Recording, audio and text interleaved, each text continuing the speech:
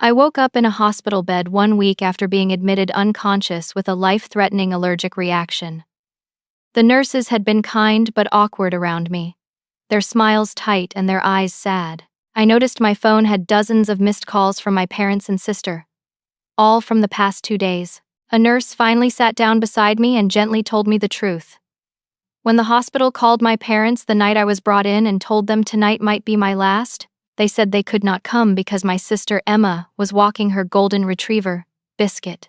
They never showed up, not once all week.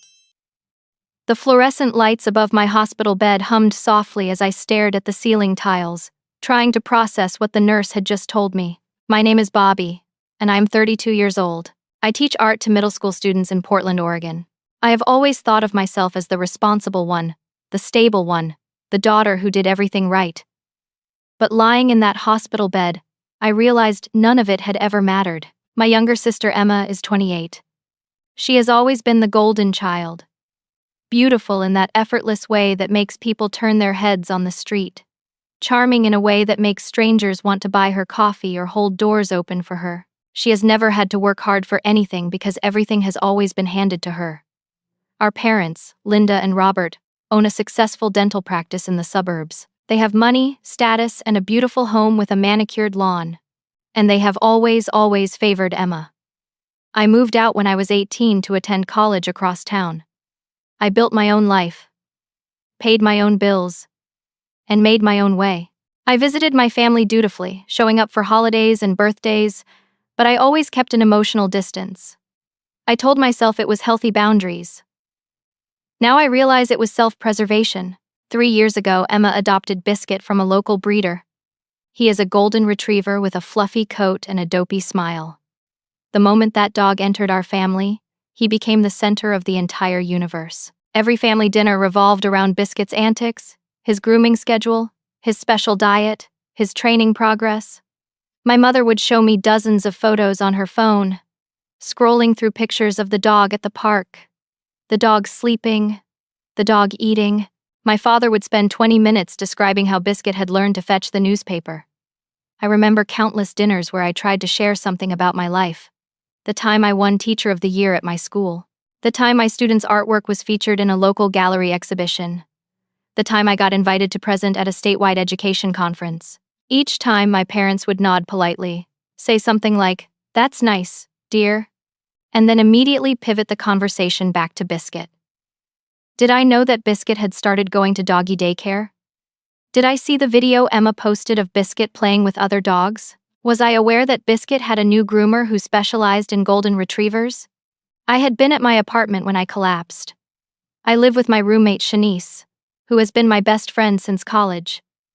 We had just gotten home from the grocery store. I made myself a cup of tea using a new blend I had picked up at a health food store. Within minutes, my throat started closing. I could not breathe. I remember Shanice screaming my name, remember the floor rushing up to meet me, and then nothing. Shanice told me later that she called 911 immediately. The paramedics arrived within 6 minutes. They injected me with epinephrine and rushed me to the emergency room. Apparently, the tea contained an unlisted ingredient I was severely allergic to. My throat had swollen almost completely shut. My blood pressure had dropped dangerously low. The doctors told Shanice I was lucky to be alive. The hospital called my emergency contacts. My parents were listed first. That is when everything became clear. The nurse sitting beside my bed now was named Janet. She was in her 50s with kind eyes and graying hair pulled back in a practical ponytail. She had been the one to tell me the truth, and now she was holding my hand as I processed it. "I need you to understand something," Janet said quietly. "We called your parents 3 times that first night. 3 times. The first call was when you arrived. Your father answered. We told him you were critical, that you might not make it through the night, that he should come immediately. He said, and I quote, 'We can't come right now. Our other daughter is walking her dog. We'll come tomorrow.'" I felt something cold settle in my chest. Not rage, not even sadness, just a strange, hollow clarity.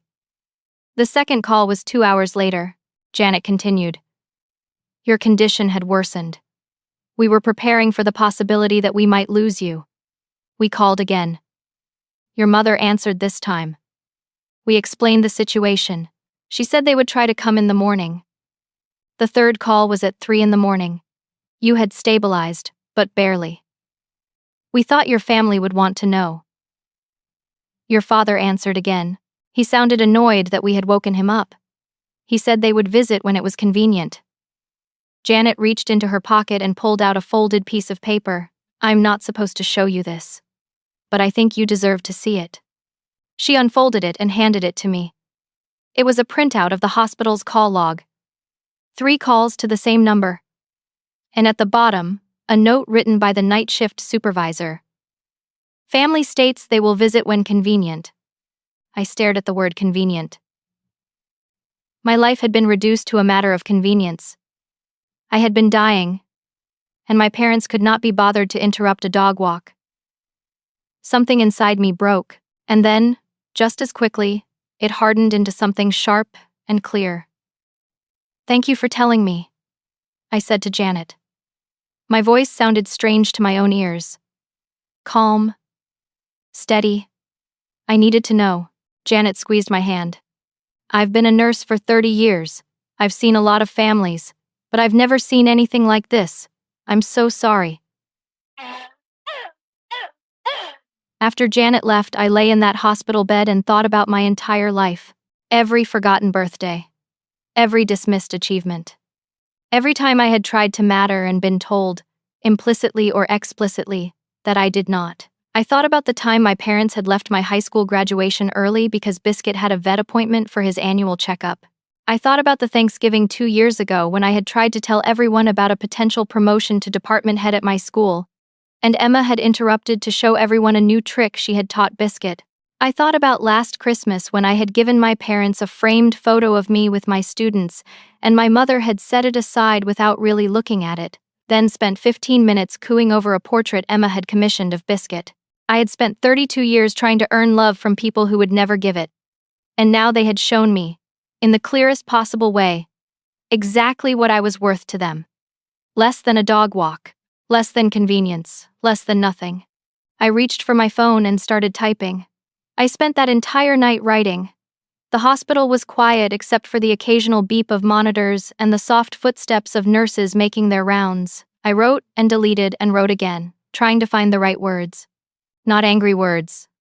Not words meant to hurt. Just words that told the truth. The letter took me 4 hours to write. When I was finished, it was 3 pages long. I read it over once, then printed it using the computer station the nurses let me access. I folded it carefully and wrote on the outside, to Linda, Robert, and Emma. The letter began. I almost died 1 week ago. You were called 3 times. You chose not to come. You said Emma was walking her dog. You said it was not convenient. Those are facts, but let me tell you about some other facts. I went on to list them. Every single one. The birthday party when I turned 16 that my parents missed because they had to take Emma to a dog training seminar for a puppy she had begged for and then ignored within a month. The college acceptance letters I had received that my parents barely glanced at because they were busy researching the best veterinarians in the area for Emma's new cat. The time I had won a prestigious teaching award, and my mother had cut our celebratory dinner short because she was worried about leaving Biscuit alone for too long, even though Emma was home with him. I wrote about the little moments, too. The way my father would light up when Emma walked into a room but barely look up from his phone when I arrived. The way my mother would spend hours on the phone with Emma discussing Biscuit's diet but would cut my calls short after 5 minutes, saying she was busy. The way family photos on their walls were 90% Emma and Biscuit, and maybe 10% me. Always on the edges, always slightly out of focus. I wrote, for 32 years, I have tried to be the daughter you wanted. I worked hard in school. I built a career I love. I have never asked you for money or help or anything except to be seen, to be valued, to matter even a fraction as much as a dog. And 1 week ago, when I was dying, you finally showed me the truth I had been avoiding my whole life. I do not matter to you. I never did. The letter ended with, you made your choice. I was dying. And you chose a dog walk. Now I will make mine. Do not look for me. Do not call. Do not try to fix this. I am done being the daughter you never wanted. I hope Biscuit brings you all the love and joy you never had space for me to give. Goodbye.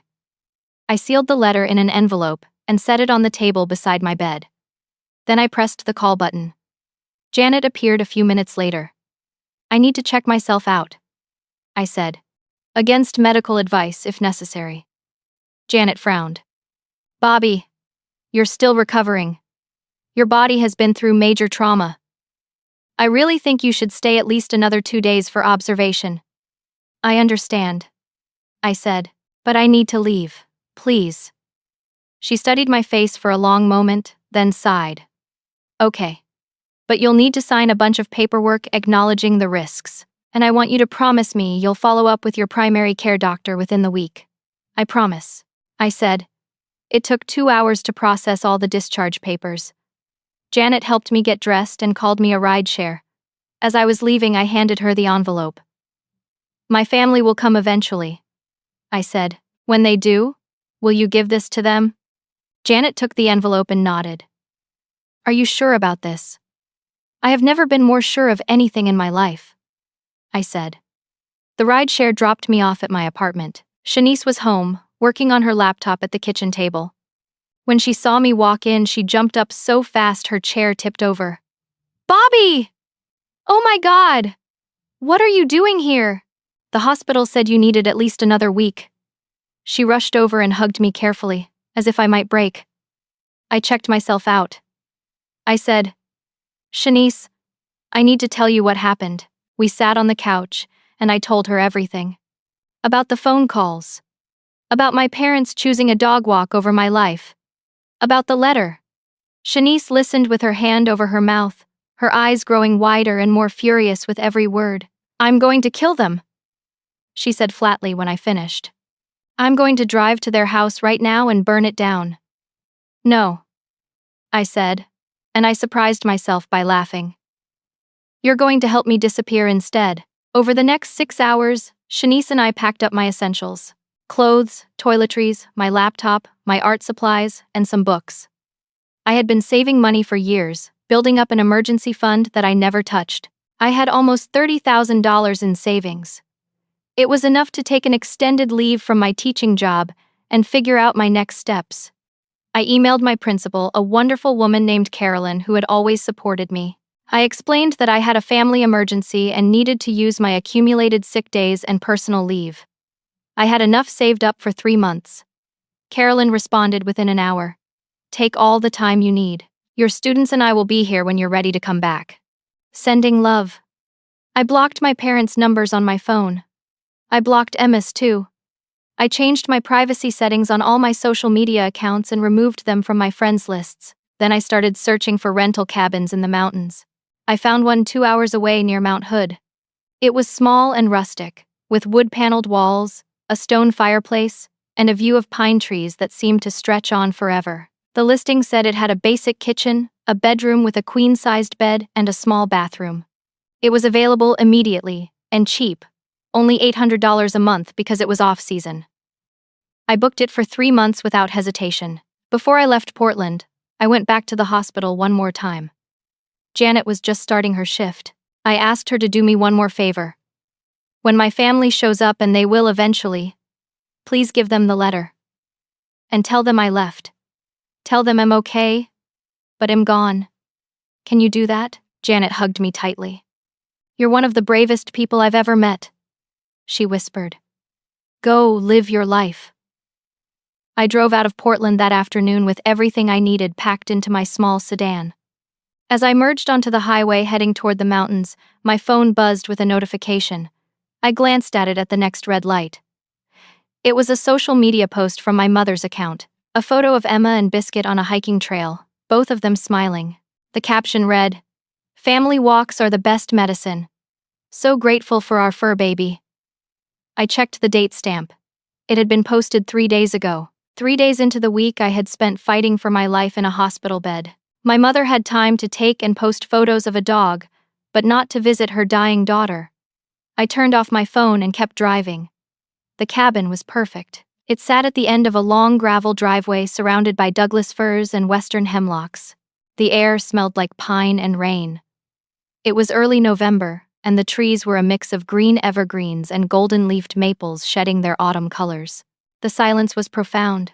No traffic, no sirens, no city noise, just wind and birds, and the occasional rustle of something small, moving through the underbrush. I spent the first 3 days doing almost nothing. I slept 12 hours a night, my body finally letting go of the tension it had been holding for years. Maybe for my entire life. I woke up when the sun filtered through the curtains, made simple meals from the groceries I had picked up on the drive, and sat by the fireplace with a blanket wrapped around my shoulders. On the 4th day, I started journaling. I filled page after page with memories, emotions, and realizations. I wrote about the time I was 7 years old and won first place in a school art contest. I had been so excited to show my parents the blue ribbon and my drawing of a sunset over the ocean. My mother had glanced at it, said, "Very nice," and then immediately turned her attention to Emma, who was 5, and having a tantrum because she wanted ice cream for dinner.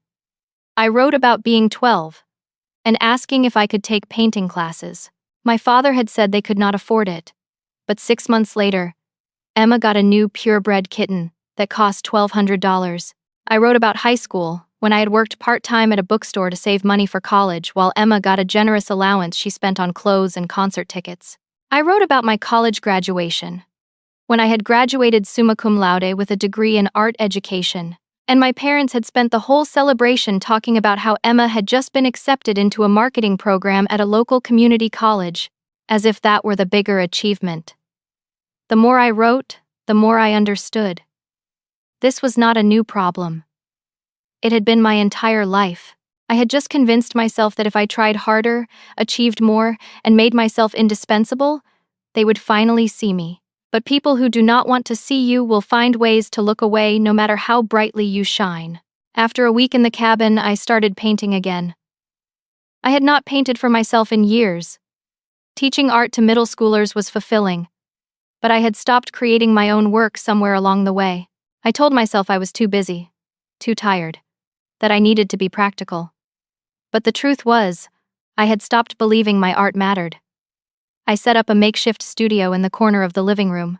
I spread a tarp on the floor, arranged my paints and brushes on a folding table, and faced a blank canvas. For a long time, I just stared at it.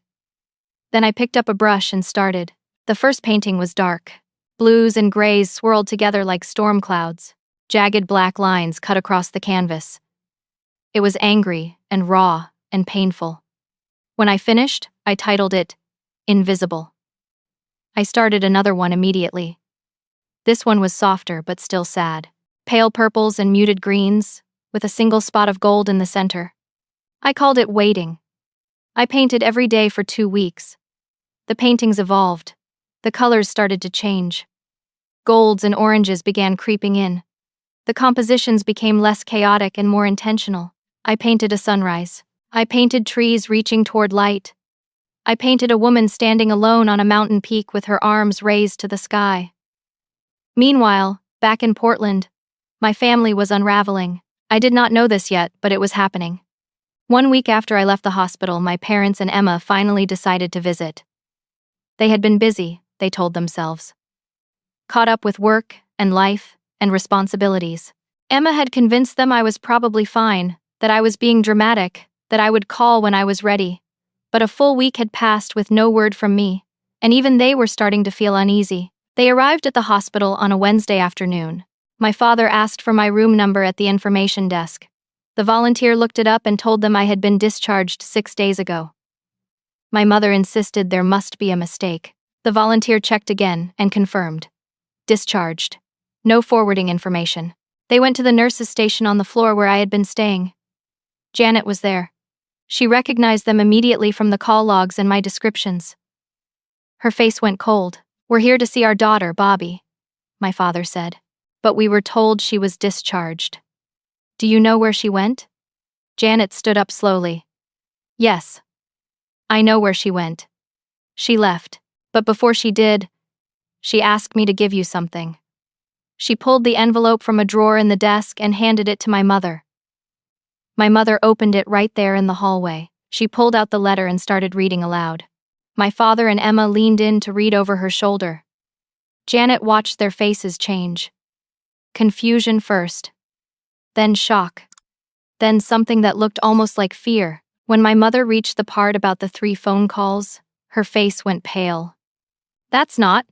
We didn't. We were going to come the next day. You were told she might die that night, Janet said flatly. You said you couldn't come because someone was walking a dog. Emma's face flushed red. It wasn't like that. Biscuit needed his walk. He gets anxious if he doesn't get his evening walk. We were going to come after. Janet stared at her. Your sister was dying, and you're talking about a dog's anxiety. My father tried to call me. The call went straight to a blocked number message. He tried again. Same result. Emma pulled out her phone and tried. Also blocked.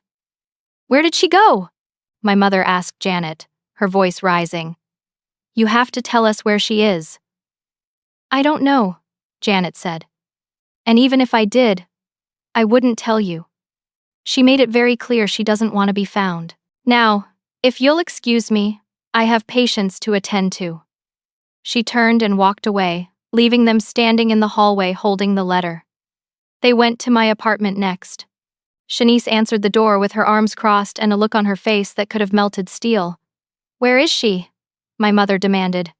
Gone, Shanice said. And before you ask, no, I'm not telling you where.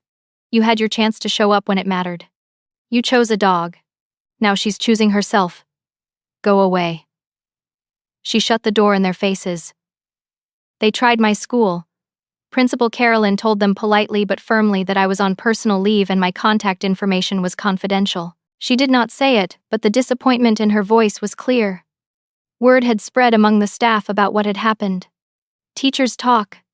Everyone knew. My family was out of options. I had vanished. Back in the cabin, I was painting and hiking and reading and slowly, carefully, putting myself back together. I had no idea what was happening in Portland. I had turned my phone off completely after that first day. I did not want to be tempted to check social media or read messages. I needed silence and space and time to heal. On day 10, I turned my phone on just long enough to check my email. There was one message that caught my attention. It was from an email address I did not recognize, but the subject line read, From Aunt Diane. My heart skipped. Aunt Diane was my father's younger sister. She had been cut off from the family 5 years ago after a huge fight. I had never known the details, but it had something to do with Diane calling my father controlling and my mother an enabler. She and my father had not spoken since. I had not heard from her in all that time. I opened the email. Bobby, I heard what happened. Your mother called me yesterday. She was desperate, asking if I knew where you were. I told her I didn't. But even if I did, I wouldn't tell her. Then I told her exactly what I thought of her and your father for what they did to you. I have watched your family for years, and I have always seen how they treated you. I regret that I didn't intervene sooner. I should have. I'm sorry. If you need anything at all, I'm here. You are not alone. You never were. You just had people around you who couldn't see your worth. I always saw it. I'm proud of you for walking away. Please let me know you're okay when you can. Love, Aunt Diane. I read the email 3 times, and then started crying. Not sad tears. Relieved tears. Someone in my family had seen me. Someone had cared. I was not crazy. I was not overreacting. I had been right all along. I replied, Aunt Diane, thank you. I'm okay. I'm safe. I'm healing. I'm sorry we lost touch. I would love to reconnect when I'm ready.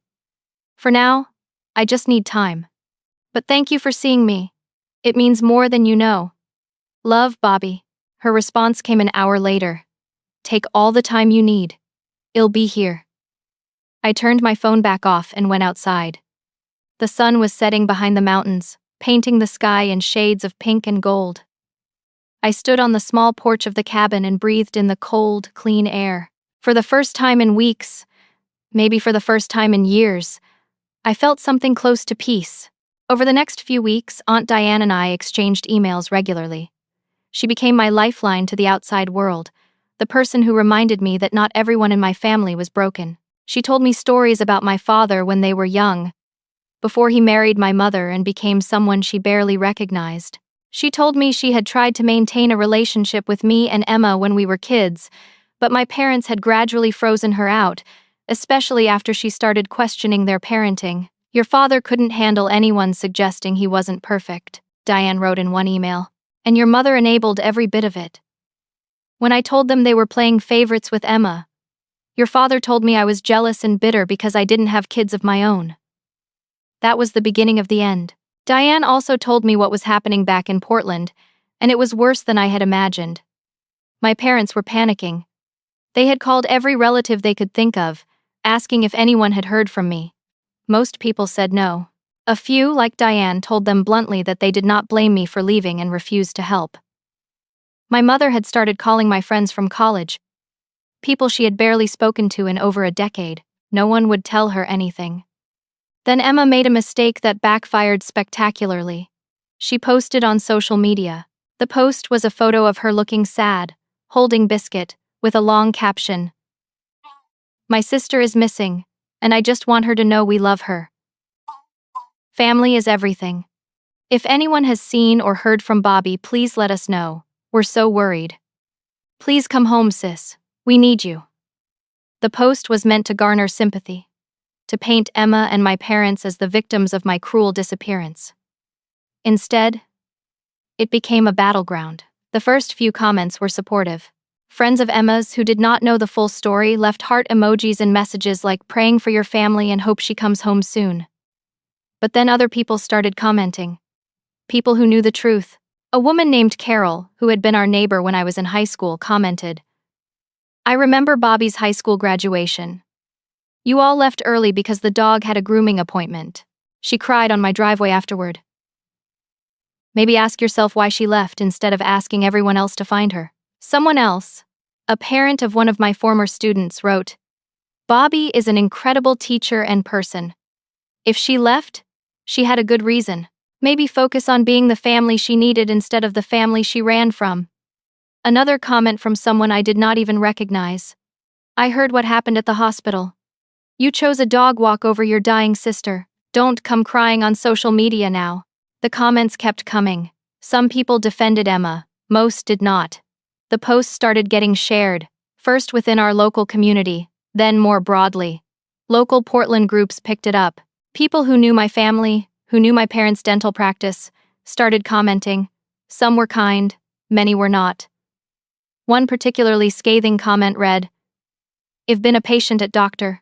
Robert's practice for years, always thought he was a good guy. Now I know he's the kind of person who ignores his dying daughter for a dog. He'll be finding a new dentist. That comment got 200 likes. My parents' dental practice started receiving negative reviews online. Most of them did not even mention dental care. They referenced the hospital incident. Great teeth cleaning. Terrible parenting. One review said, another.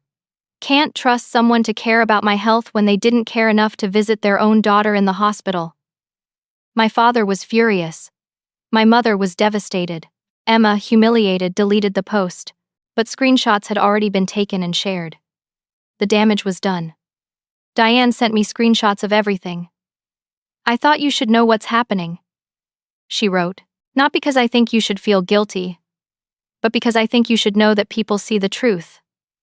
You're not crazy, and you're not alone. I looked at the screenshots and felt a strange mix of emotions. Vindication, yes, but also sadness.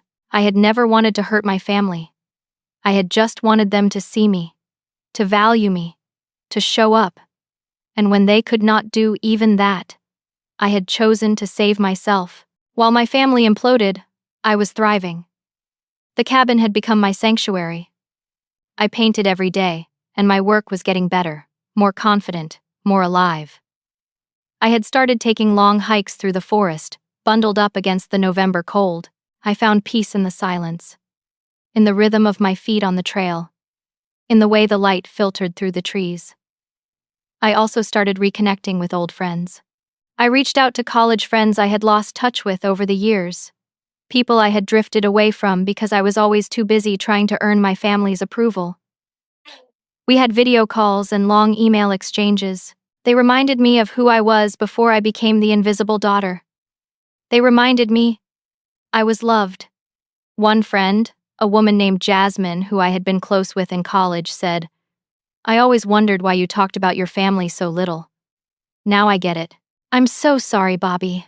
But I'm also so proud of you. You deserve so much better." I also started an online art shop. I photographed my paintings and created prints. I set up a simple website and listed them for sale, not expecting much. To my shock, they sold quickly. Within 2 weeks, I had sold 15 prints. People left comments on my site. "Your art speaks to my soul. This painting made me cry in the best way. Thank you for creating something so beautiful and real." One buyer sent me a private message. "Your art feels like freedom. Like finally letting go of something heavy. Thank you for sharing it with the world. It helped me more than you know." I stared at that message for a long time. My art mattered. My voice mattered. I had been trying to matter to the wrong people for so long that I forgot I already mattered to so many others. 6 weeks after I left, Diane sent me another email. "Your parents want to meet with me.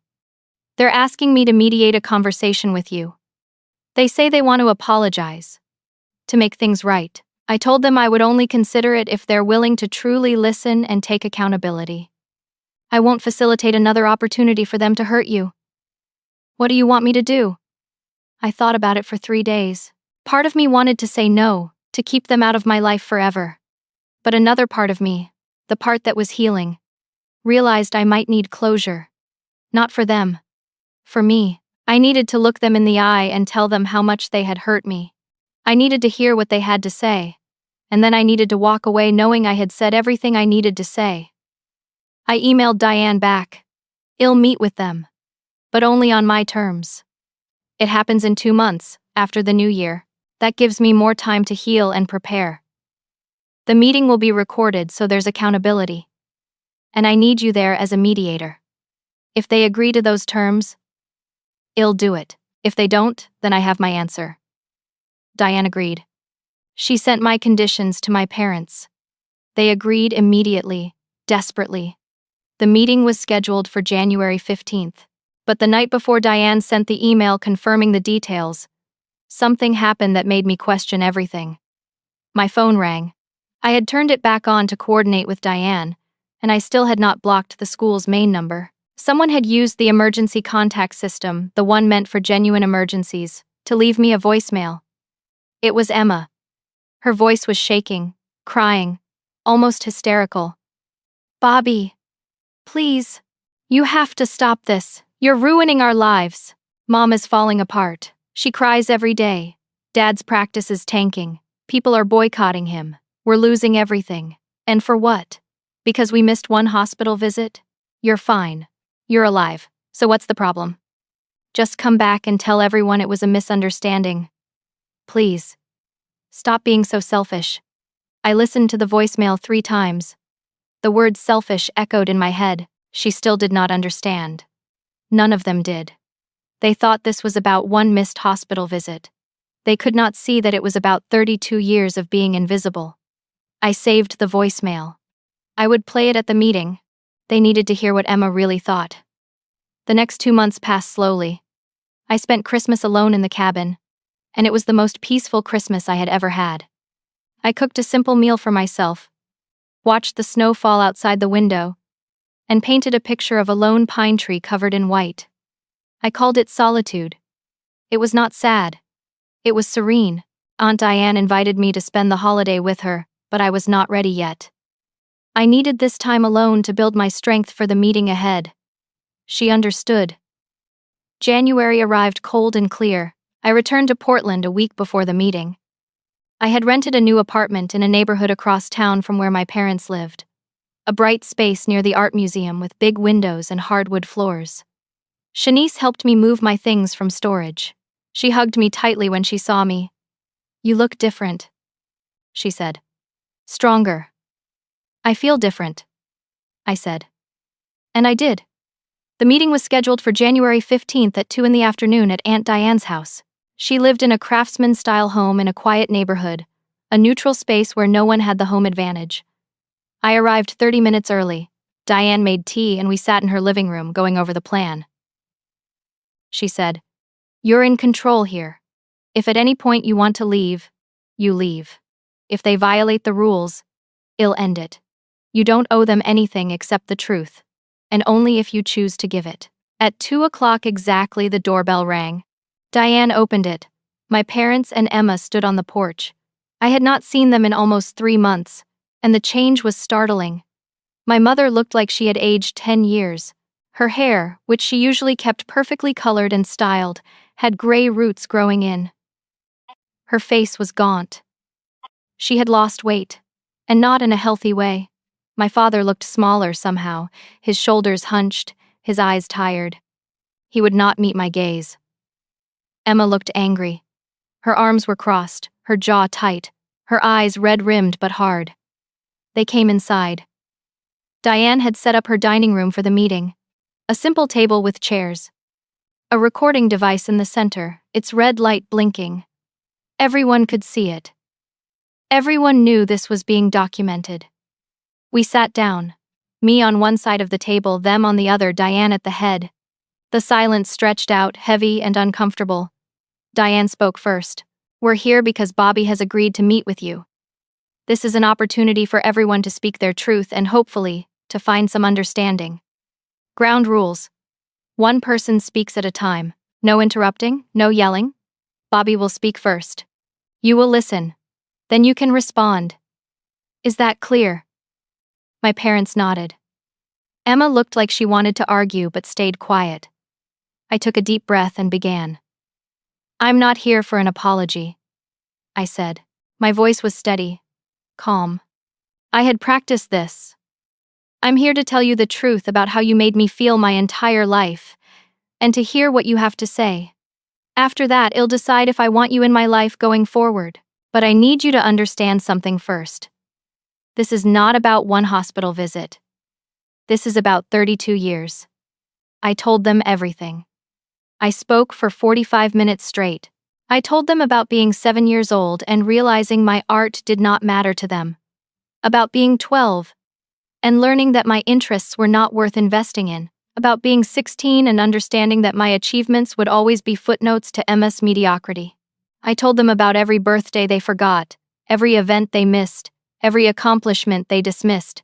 I told them about the hospital, about lying there dying while they chose a dog walk, about waking up to learn they had been called 3 times and refused 3 times. I needed you, I said, and my voice finally cracked. I was dying, and I needed my parents, and you said you could not come because Emma was walking her dog. Do you understand what that did to me? It confirmed everything I had always suspected. I do not matter to you. I never have. My mother was crying silently, tears streaming down her face. My father was staring at the table. Emma was looking at me with something between guilt and defiance. When I finished, the room was silent, except for my mother's quiet sobbing. Diane said, Linda, Robert, Emma, you may respond. My mother spoke first, her voice choked. Bobby, we love you. We do. We did not realize. We did not see it. I'm so sorry. I don't know how we let it get this bad. I don't know how we missed it. But we love you, and we want to fix this. Please give us a chance. I stared at her. You did not realize? For 32 years. You did not realize you were ignoring me. My father finally looked up. We made a terrible mistake. A lot of terrible mistakes. But you're our daughter. You cannot just throw away family. We need you. I needed you first, I said quietly. Where were you? Emma exploded. This is ridiculous. Okay, yes, we missed the hospital thing. We should have come. I get it. But you're acting like we're monsters. We're not perfect, but we're your family. You can't just disappear and ruin our lives over this. Ruin your lives, I repeated slowly. Emma, I almost died. You chose to walk your dog instead of saying goodbye to me. How is me leaving ruining your life? Because everyone thinks we're horrible people now. Emma shouted. Dad's losing clients. Mom can't leave the house without people staring. And it's all because of you. Diane cut in. Emma, that's enough. But Emma was not done. She stood up, her chair scraping loudly against the floor. Fine, you want the truth? Here it is. Biscuit is my life. has the only thing that makes me happy. I'm sorry you almost died, Bobby. I really am. But I'm not sorry I chose my dog. He loves me unconditionally. He doesn't judge me, has always there. And yes, maybe I care about him more than I care about a sister who was never around anyway. There, I said it. Are you happy now? The room froze. My mother gasped. My father stared at Emma in horror. Diana's eyes widened. The recording device captured every word. I stood up slowly. I looked at Emma, really looked at her, and I felt something unexpected. Not anger. Pity. Thank you, I said quietly, for finally being honest. I picked up my bag and walked toward the door. My mother stood up.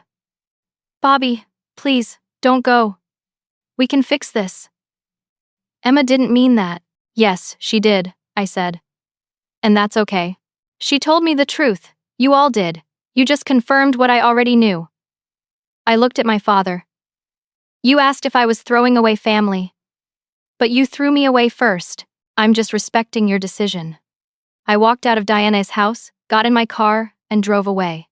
I did not cry. I did not scream. I felt lighter than I had in months. I finally had the closure I needed.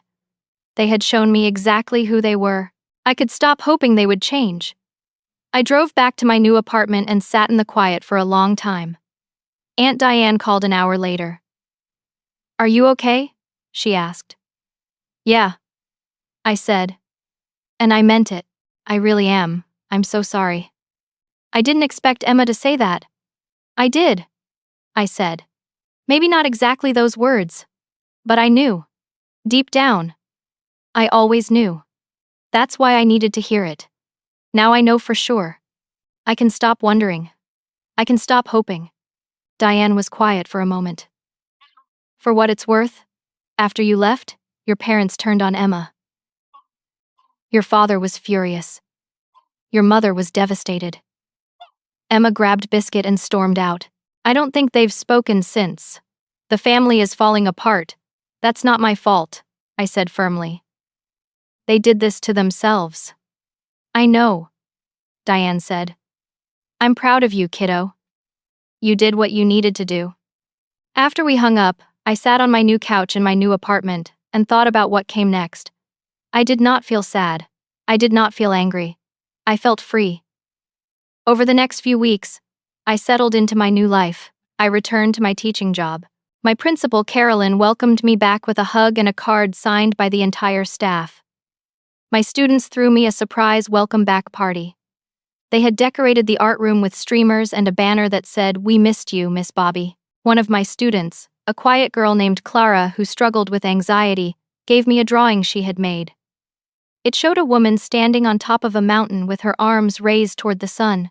At the bottom, Clara had written, "You taught me to be brave." I hung that drawing in my classroom where I could see it every day. I continued my online art business. It had grown while I was gone. I now had over 300 sales and a waiting list for custom pieces. People from all over the country were buying my work. I started getting requests for commissioned paintings. A woman in Seattle wanted a piece for her living room.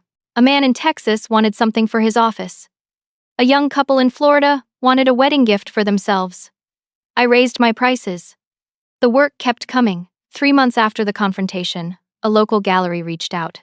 They were putting together an exhibition called Resilience: Stories of Strength Through Art. They had seen my online shop and wanted to feature my work. I agreed immediately. The exhibition opened in April. 12 of my paintings were displayed, each one telling a part of my story without words.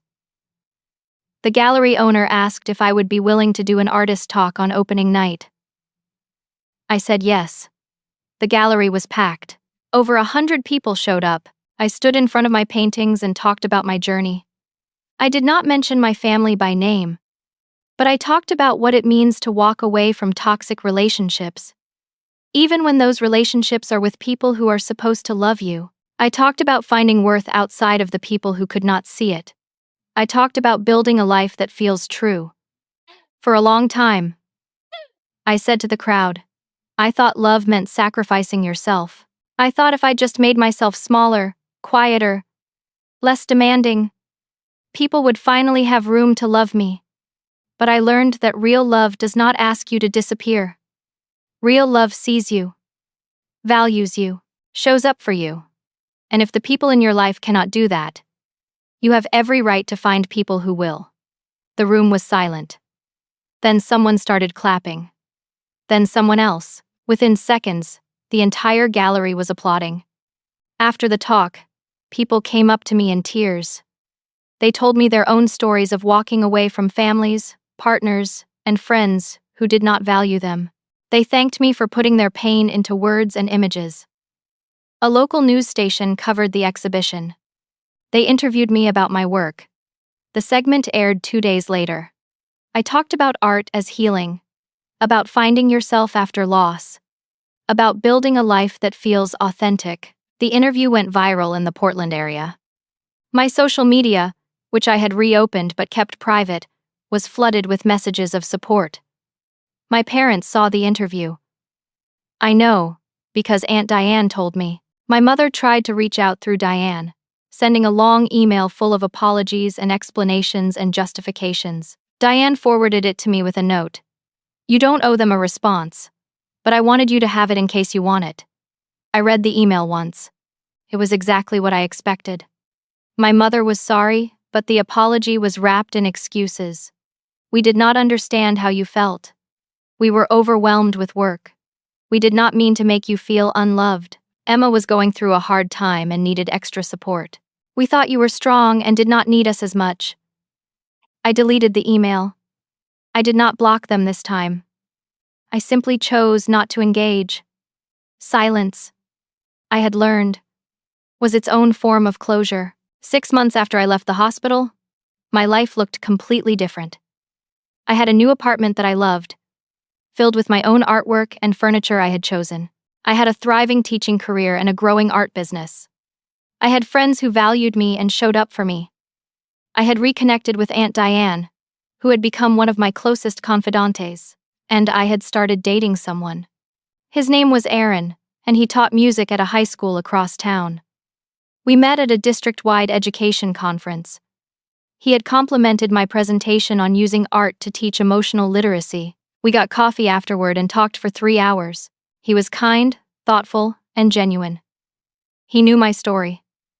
I had told him on our 3rd date, nervous about how he would react. That must have been incredibly painful. He said simply, I'm sorry you went through that. But I'm glad you chose yourself. That takes real courage. He did not try to fix it. He did not tell me I should forgive my family. He just listened and held my hand and told me he was proud of me. We had been dating for 3 months now, taking things slow but steady. He made me laugh. He remembered small details about my life. He showed up. When I got sick with a bad cold, he brought me soup and medicine and sat with me watching movies, even though I warned him he would probably catch it. When I had a gallery opening, he came early to help me set up and stayed late to help me take everything down. When I had a rough day at school, he listened without trying to solve all my problems. You deserve someone who sees you, he said one night as we sat on my couch. I'm just glad I get to be that person. I was happy. Genuinely. Deeply happy. Not because everything was perfect, but because I had built a life that felt true to who I was. Then, 6 months and 2 weeks after the hospital incident, I received a letter in the mail. Not an email, an actual handwritten letter. The return address was from a town 3 hours away, somewhere I had never been. The handwriting was Emma's. I almost threw it away without opening it. But curiosity got the better of me. I sat down at my kitchen table and opened the envelope. The letter was short, 1 page. Emma's handwriting was shaky, like she had been crying while she wrote. Bobby, Biscuit died last week. He got sick suddenly. Cancer. The vet said there was nothing we could do. He was only 6 years old. Mom and Dad are devastated. I am empty. I don't know who I am without him. For the first time, I think I understand what it feels like to lose the thing you loved most and realize too late that you pushed away the people who actually mattered. I'm sorry. I'm so sorry. For the hospital. For everything. I know I don't deserve forgiveness. I'm not asking for it. I just wanted you to know that I finally get it. I finally understand what I did to you. And am sorry. I hope you're happy. I hope you found what you were looking for. Emma. I read the letter twice. I felt a flicker of sadness for her. Losing a pet is devastating. I knew that. But I also knew that her pain did not erase mine. Her realization did not undo 32 years of being invisible. I put the letter in a drawer in my desk. I did not respond. Some apologies come too late. Some damage cannot be undone. And sometimes, the kindest thing you can do for yourself is to let people live with the consequences of their choices, while you live with the freedom of yours. I closed the drawer and went back to my life.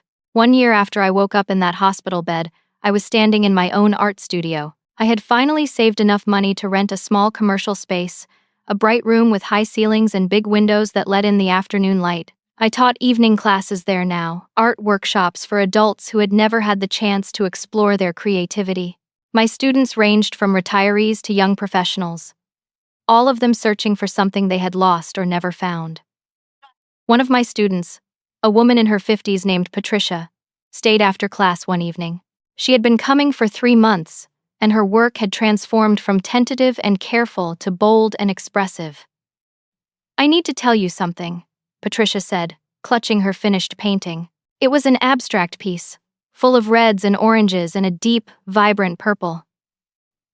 "I was in a really dark place when I found your class. My kids had moved away. My marriage was falling apart. I felt invisible. But coming here, creating something, having you see me and encourage me, it saved my life. You saved my life." I hugged her tightly, tears in my eyes. "You saved yourself," I whispered. "I just gave you space to do it." After Patricia left, I stood in my studio and looked around. The walls were covered with artwork from my students. The shelves were filled with supplies. The space smelled like paint and possibility. This was mine. I had built this. I thought about the past year. The pain, the anger, the heartbreak, the slow, hard work of healing. I thought about my family and how they had shown me, in the cruelest way possible, that their love was conditional, that their care had limits, that I would never be enough for them.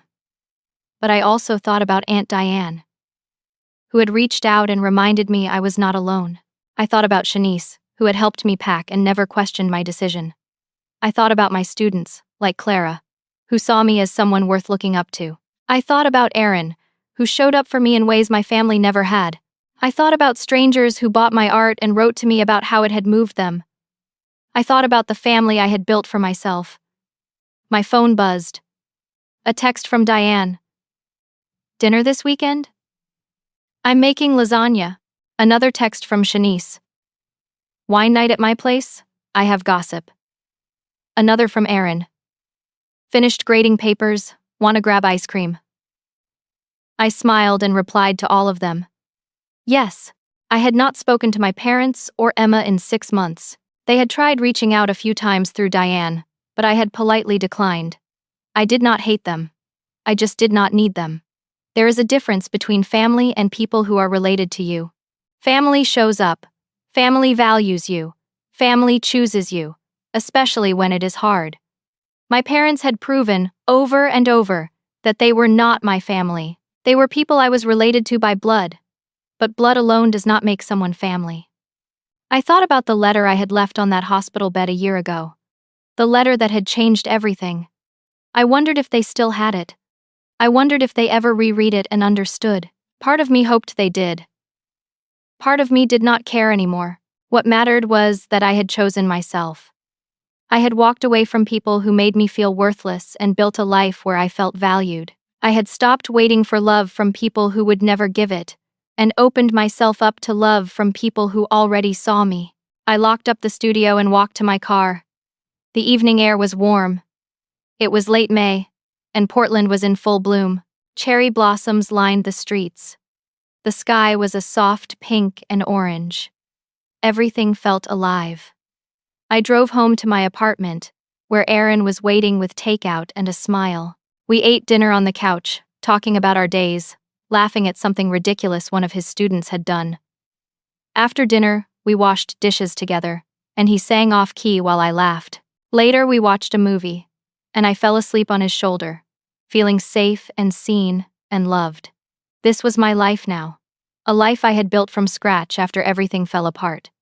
A life that felt true. I woke up the next morning to sunlight streaming through my bedroom window. I lay there for a moment, thinking about the past year. Thinking about the girl who had almost died alone in a hospital. Thinking about the woman I had become. I got up and made coffee. I sat at my kitchen table with my journal and wrote, "There is a difference between family and people who are related to you. Family shows up, family values you, family chooses you, especially when it is hard. I learned that the people who gave me life did not know how to love me, and I learned that was not my failure. It was theirs. I also learned that I could build my own family from people who saw me, truly saw me, and chose to stay. The greatest love I ever found was not the love I begged for, it was the love I gave myself when I finally walked away from people who made me feel worthless. I almost died waiting for them to care. Instead, I lived by choosing myself. And that made all the difference." I closed my journal and looked around my apartment. At the paintings on the walls. At the photos of me with Shanice. With Diane. With Aaron. With my students. At the life I had created. I was free. I was whole. I was home. And I had never been happier. If you have ever felt invisible in your own family, if you have ever wondered whether you were asking for too much by simply wanting to be seen, I want you to know this. You are not asking for too much. You deserve to be valued. You deserve to be chosen. And if the people who are supposed to love you cannot do that, you have every right to walk away and find people who will. I chose myself. And it saved my life. Have you ever had to walk away from people who were supposed to love you? Have you ever had to choose yourself when no one else would? I would love to hear your story. Leave a comment below and let me know. Your story matters. You matter. If this story resonated with you, please give it a like. It helps more people find it who might need to hear it. And if you are not already subscribed, please subscribe to hear more stories about resilience, healing, and finding your worth. Share this story with someone who might need to hear it today. You never know who needs the reminder that they are not alone. Thank you for listening to my story. Thank you for being here. I hope you know that you are worthy of love, of being seen, of being chosen.